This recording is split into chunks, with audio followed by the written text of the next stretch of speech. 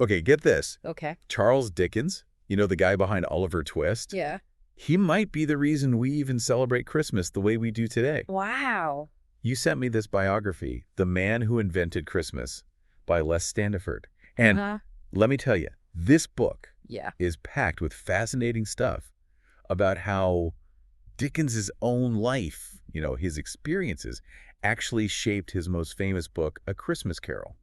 Right. It's really remarkable how all of his personal struggles, even his battles with plagiarists, all kind of fed into the story, Oh, yeah. which essentially revived and redefined Christmas traditions all over the world. I am so ready to have my mind blown. Good. I feel like I know the basic story of A Christmas Carol, but Yeah. I have a feeling there's a lot more to uncover here. Definitely. So whether you're a total bookworm or just curious about, you know, where our holiday rituals come from, Yeah. buckle up. Let's dive in. Right. So let's start with Dickens's childhood. Okay. It was far from those picture-perfect Christmases that he would later depict in his writing, wasn't it?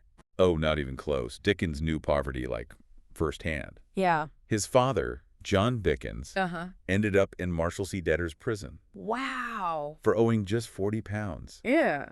Can you imagine the impact that had on young Charles? Especially considering that he had to work in a blacking factory Oh my gosh. at just 12 years old to support his family. It's like a scene straight out of one of his novels. Right. Except it was his reality. Absolutely. And even when Dickens became a famous author, Right. he never really escaped that fear of poverty, did he? That's right. His father continued to mismanage finances even after prison. Oh, wow. And Charles actually ended up supporting his parents for years. I didn't know that about his father. Yeah. It adds a whole new layer to understanding his motivations. Definitely. And speaking of A Christmas Carol, Yeah. it's wild to think that Christmas in the 1840s Right. wasn't this big holiday we know today. Absolutely. The Christmas that we know today, Right. with all the decorations, carols, huge feasts, Yeah. was very different back then. Centuries of Puritan influence had suppressed Christmas celebrations. Yeah, they saw it as rooted in paganism and immorality. Hold on. So Christmas was practically outlawed. Pretty much. That's insane. It really makes you appreciate how much things have changed. I know. But although Dickens would have grown up with this more subdued version of Christmas, Okay. there were still remnants of older traditions floating around. Right. Things like mumming and guising, where costume performers would go door to door for entertainment. So basically like early caroling, but with costumes. Yeah, you could say that. And as Dickens's fame grew, Mm-hmm. his career wasn't without its challenges, right? No, not at all. The publishing world back then was like the Wild West. Really? There were no international copyright laws, so piracy of his work was rampant. So while he was achieving success with Pickwick Papers and Oliver Twist, Yeah. people were just ripping off his work. Left and right. That's infuriating. It was a constant source of frustration for him. So Dickens even took legal action against plagiarists. Yeah, there was this pair named Lee and Haddock, Okay. and they published a book called A Christmas Ghost Story, which was very clearly a knockoff of A Christmas Carol. Wow. Talk about adding insult to injury. Uh-huh. Did he at least win the case? He did win the case, Okay. but it was a Pyrrhic victory. How so? The legal fees nearly wiped him out financially. It seems like financial insecurity really followed him throughout his life. Yeah, it was a recurring theme. Okay, so with all of this going on, Yeah. what sparked the idea for A Christmas Carol? Dickens was in Manchester, Okay. speaking at the Athenaeum. What's that? It was this institution all about promoting education for the working class. Okay. And while he was there, he met Richard Cobden. And who's that? He was a social reformer fighting against poverty and these things called the Corn Laws. The Corn Laws. Yeah, basically they kept grain prices really high, Yep. making bread, which was a staple food unaffordable for many people. So the poor stayed poor. Exactly. Cobden saw the impact of these laws firsthand. So Dickens is already grappling with these anxieties about poverty. Yeah, And now he's in a city known for its industrial hardship. right. And he meets this guy fighting for social justice. Right. It's like all these pieces came together to plant the seed for A Christmas Carol. Exactly. And let's not forget that Dickens desperately needed a hit. Oh, right. His previous works hadn't sold as well. Right, and his publishers weren't too happy about the idea of A Christmas Carol. But Dickens was determined. He was very determined. And thank goodness he was. Absolutely.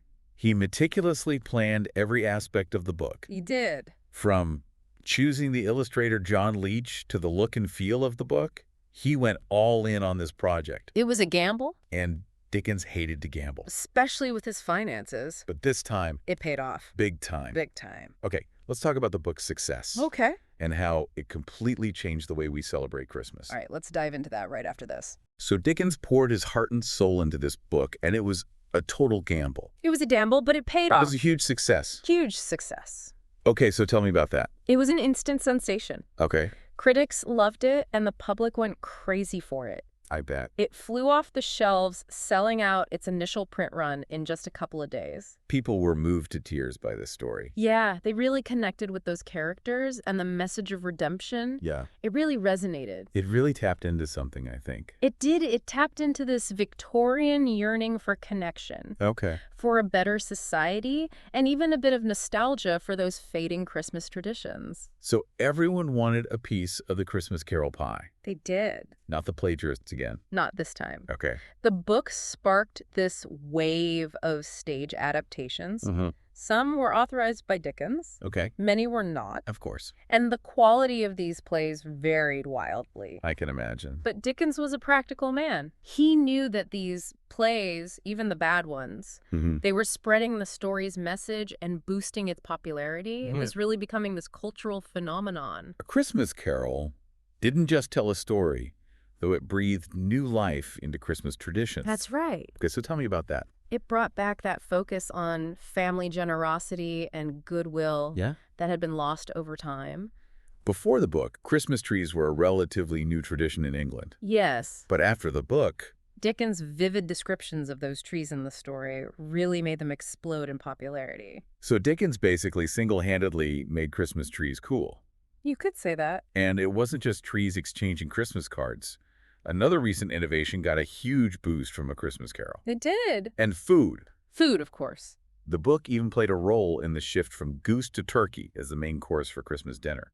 It did. Remember Scrooge's famous line, "It's twice the size of Tiny Tim," I do. when he buys that giant turkey for the Cratchit family. That image stuck with people. And speaking of iconic images, we can't talk about the legacy of A Christmas Carol without mentioning Santa Claus.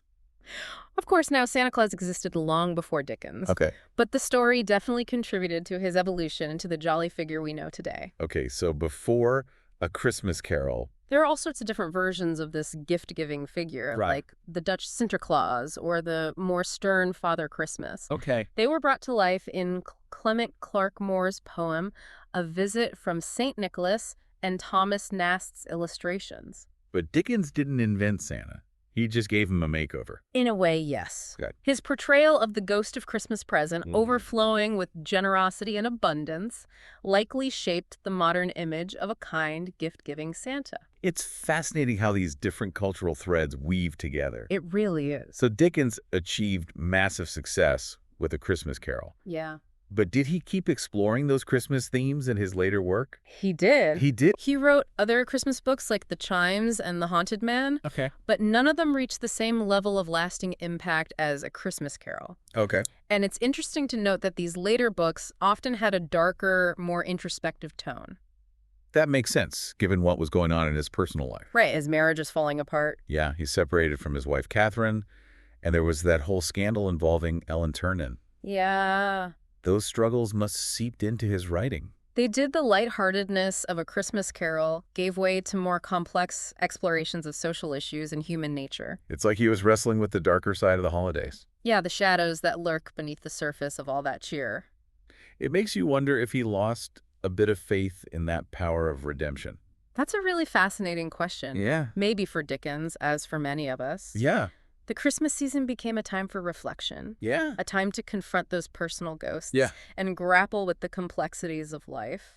It definitely adds a new layer of depth to his writing. It does. The festive cheer is still there. Yeah. But there's also this acknowledgement of life's hardships and challenges. That's true. It reminds us that even amidst all the merriment and goodwill, Yeah. there's this tapestry of human experience. It really is remarkable. Dickens captured it so brilliantly. He did. Yeah, it really is amazing to think about A Christmas Carol. You know, it wasn't just a flash in the pan. Right. It became a cultural touchstone. We're still reinterpreting it and adapting it today. We are. And the message continues to resonate. It does. It really does. Yeah, it's a testament to Dickens' genius as a storyteller. Right. And it makes you wonder, could a story today Yeah. have that kind of impact? You know, could it shift the cultural landscape like A Christmas Carol did? That is a great question. Yeah. Could a story or a piece of art really be a catalyst for social change in the 21st century? I mean, Dickens certainly believed in the power of storytelling, He did. to move people, to inspire empathy Yeah. and action. Mhm. He wasn't afraid to tackle tough social issues head-on in his writing. No, he wasn't. And A Christmas Carol was a prime example of that. Right. At its core, it's a story about recognizing our shared humanity Absolutely. and choosing compassion over greed. Right. And that message feels especially relevant today It does. as we grapple with economic disparity. Yeah, all over the world. Yeah. Dickens' message of social justice and the need for kindness and generosity. Right. It really transcends time. It does. It's a reminder that we have a responsibility to look out for one another, to lift up those in need, Absolutely. and work towards a more equitable society. It's a powerful message. Yeah, and it shows how a well-told story can stay with us Yes. long after we finish reading it. It can. It can spark conversations, challenge our assumptions, and even inspire us to make a difference. Absolutely.